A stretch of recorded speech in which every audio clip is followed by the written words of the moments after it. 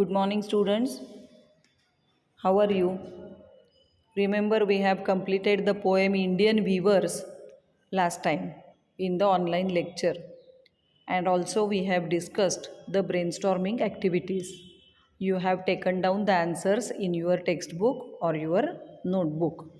Today, we are going to discuss the first activity sheet, which consists of 10 marks on the same poem. 10 मार्काचा activity passage आपल्याला ह्या कवितेवर घ्यायचा आहे. The poem is very small and simple.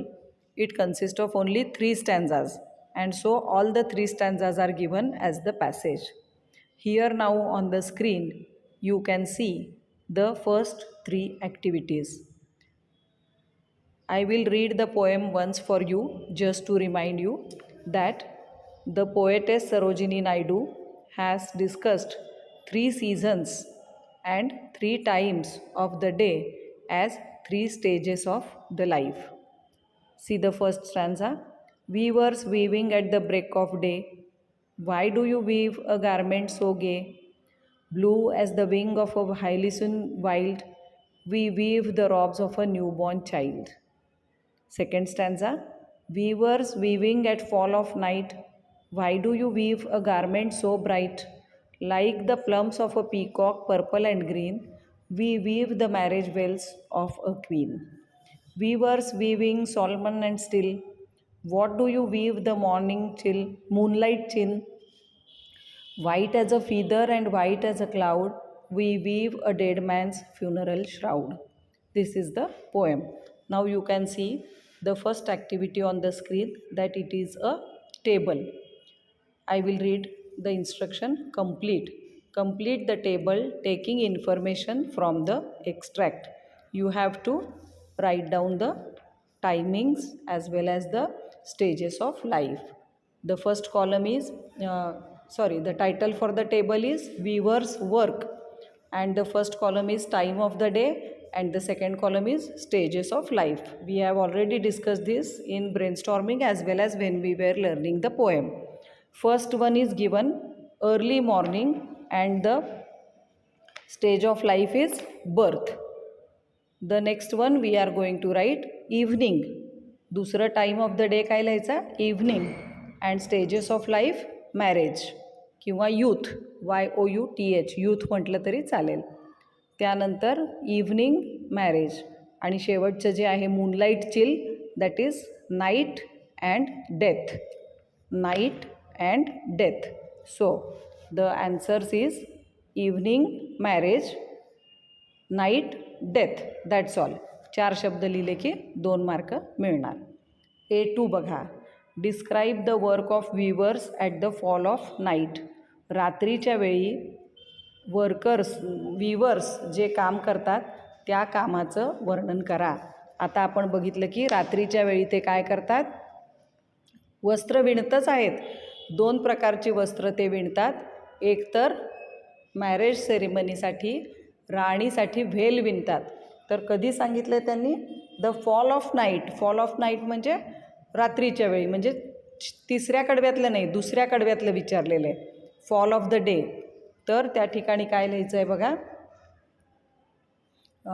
At the fall of the night म्हटलं आहे कवयित्रीने, पण खरं तर फॉल ऑफ द डे पाहिजे, संध्याकाळच्या वेळेस. At the fall of the day the weavers are weaving the clothes which are bright. They have beautiful colours. They are made for the queen who will use them during the marriage ceremony.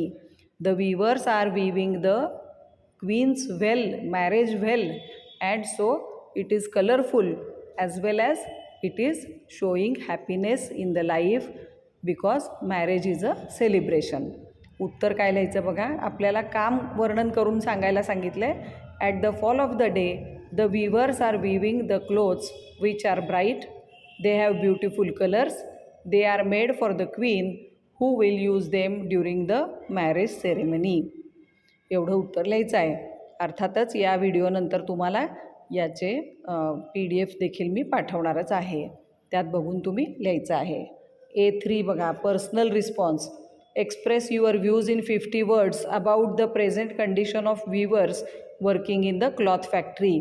Cloth फॅक्टरीमध्ये काम करणाऱ्या विणकरांची सद्य परिस्थिती वर्णन करून लिहा in your on words, तुमच्या शब्दामध्ये.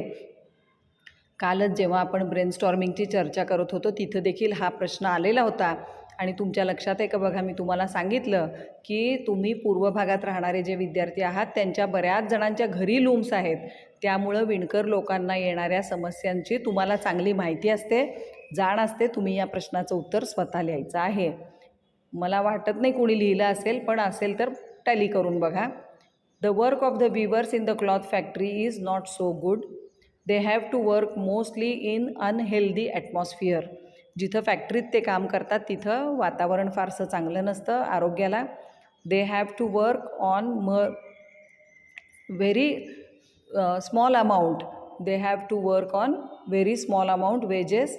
डेली वेजेसवर त्यांना काम करावं लागतं. The weavers do not get proper value of their work as the machines are making good copies of their work easily. आता सगळं मशिनरी वगैरे ॲडव्हान्स्ड आल्यामुळं हाताने काम करणाऱ्या वीवर्सना तेवढं महत्त्व उरलं नाही. There may be few exceptions for this condition, but in my opinion this profession is not so good. Profession म्हणजे व्यवसाय. This profession is not getting proper value. योग्य ती किंमत विणकरांच्या कामाला आता मिळत नाही. As there is advanced machinery to work in the place of workers. थोडक्यात परिस्थिती चांगली नाही असं आपल्याला लिहायचं आहे. लक्षात आलं? आपल्याला काय विचारलेलं आहे? इन युअर ओन वर्ड्स त्यांनी स्थिती सांगायला सांगितलेली आहे विणकरांची आणि आपण ती 50 शब्दामध्ये सांगितलेली आहे. बघा, जेव्हा ह्या प्रश्नांची उत्तर आपण लिहित असतो तर ती उत्तरं लिहित असताना आपल्याला बऱ्याचदा असा प्रश्न पडतो की ही प्रश्नांची उत्तरं पाठ करून लिहायची का कसं लक्षात ठेवायची. तर you should use your simple words and make sentences of your on.